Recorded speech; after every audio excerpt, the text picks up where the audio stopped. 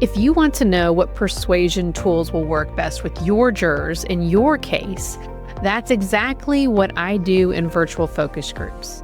I test your themes, your facts, your arguments, your visuals, and then give you strategic insights you can use throughout your case. This is your secret weapon. And don't worry, I'll be there to help you and add any other persuasion tools I can so that you can get the best outcome possible. If you're ready to do virtual focus groups, set up a call with the link in the show notes below. Hello, and welcome to Trial Lawyer Prep, the podcast dedicated to trial lawyers preparing better cases and better outcomes for their clients. I'm your host, Elizabeth Larrick, and today we have a fun episode about a tool you can use pretty much anywhere in your case to win your point. Now, fundamentally, jury trials are challenging because cognitively we have a lot of information to bombard our jury brains with, and we have to do it in an organized fashion.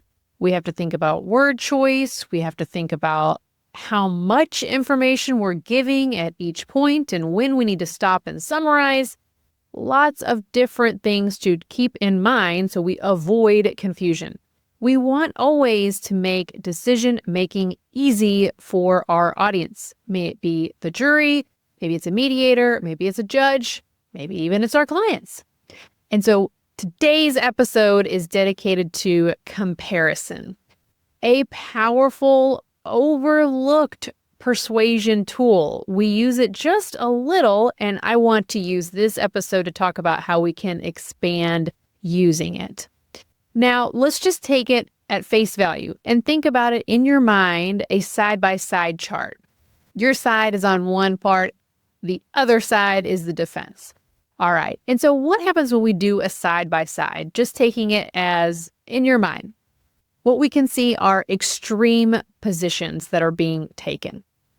We can also see the things that have to be ignored in order to accept, the defense's position. And ultimately, we make it extremely easy for that brain to make a decision quickly and in your favor. So let's talk a little bit, why does this side-by-side comparison work so well? We've seen it work extremely well in our before and after witnesses that we use for our injury cases. We use it really well with our plaintiffs getting ready for their depositions. We walk them through that in preparation. Okay, let's talk about the things that have changed. Maybe you do that for your demand letters. Really good, helpful thing, so you can write about it. But why can't we use it somewhere else? And so this came up here recently as I was helping a group get ready for a jury trial.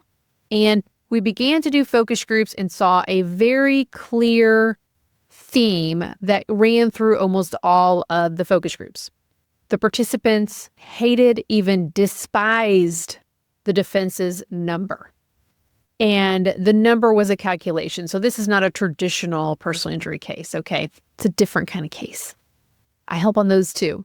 So we saw this as a big strength, but how could we use this as a strength, to bolster their position and also show how absurd it is? And boom, it's the side-by-side. And so they began to develop this side-by-side chart with at the top, the numbers to show, again, number one, the absurdity, and then what they had to rely on to come to that number. And again, this is a case that has complicated calculations and lots of expert testimony. And in the focus groups, it was kind of getting lost, and they would only pick up on certain points.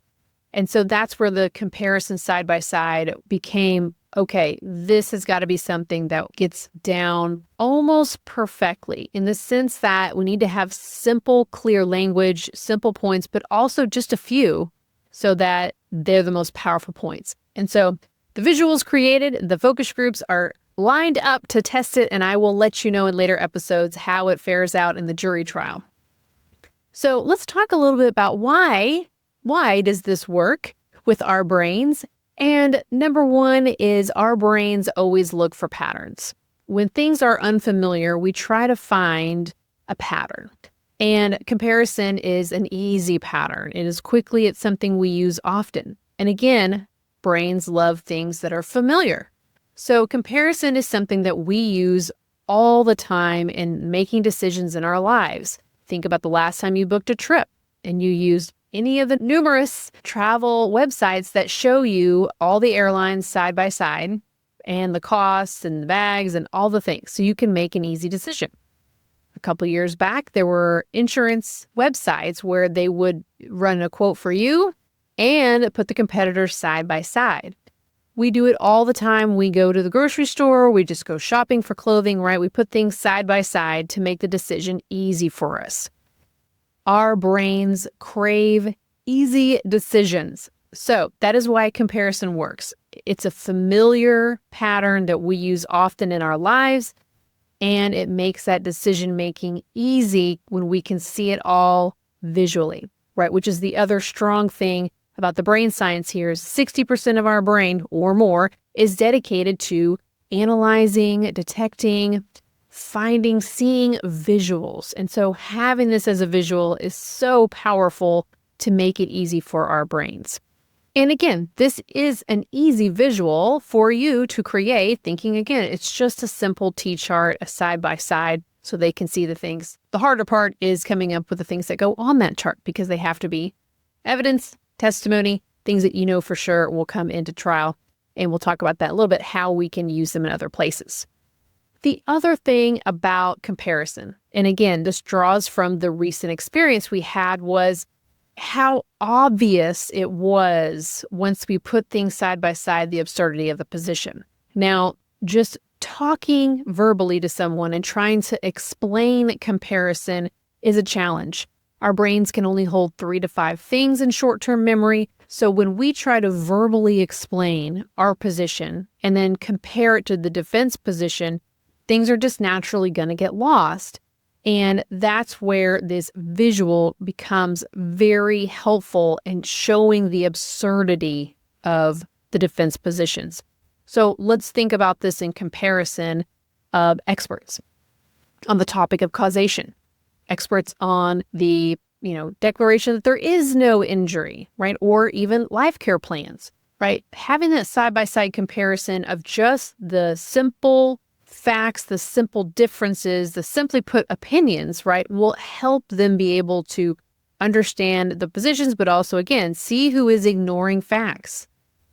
Understand the defense's position, right, making it clear to them. This is one of those things where, as defense lawyers, making it confusing, making a variety of things available for possible causes, possibly this, possibly not, right? That just makes everything muddy. And with this side-by-side, you make it very clear. It's very difficult to argue against when you do that hard work of boiling things down and writing it down so they can make their decision quickly. So let's talk now a little bit more about where we can use this.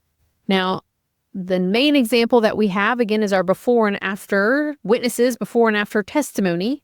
But like we just talked about, comparing our expert opinions is so helpful, especially when we have an expert that's ignoring a fact, right? So again, think about our experts who give opinions about it's a sprain or a strain. There's no real injury here. And so what does that mean? And what do they have to ignore to get to that position, right? Having that side by side with what your expert has done. And so maybe it's as simple as they've never examined the person. There was, examination 6 separate times, right? This testing, no testing, right? And we have done a lot of this already in many of the cross-exam CLEs that have been out there for a while. I've talked about how to do this in cross-exam, but what I am encouraging you to do is to use that comparison in your opening statements. Use comparison in your mediation packets. Boil it down, make it simple for the mediators to understand where is the hitch in the giddy up. Why can't we seem to get this thing done? Where the positions are and what are the facts that are being relied on? And again, also helpful in hearings for our judges. Same thing. They can only handle 3 to 5 things at a time. It's just their brain. It's my brain. It's your brain. So how do we get around that, right? Make that comparison, your position, their position. What are the facts they're relying on? putting case law on a comparison chart does not necessarily help them, okay? I'm talking about making the simple points side by side so they can see what's happening. All right, so I hope that you found this episode helpful. I hope you have in your mind right now as we sit here, the next place that you are going to sit down to make a comparison chart. Now, you may not be 100% comfortable with writing, but you could put this on a PowerPoint slide. You could even make one of the big blow-ups for demonstratives for your hearing, even for jury trial. But it's a helpful persuasive tool because our brains want to make decisions and you want to make it easy for someone to decide in your favor. So if you're wondering what persuasive tools you can be using in your cases, then the best way to find out is virtual focus groups.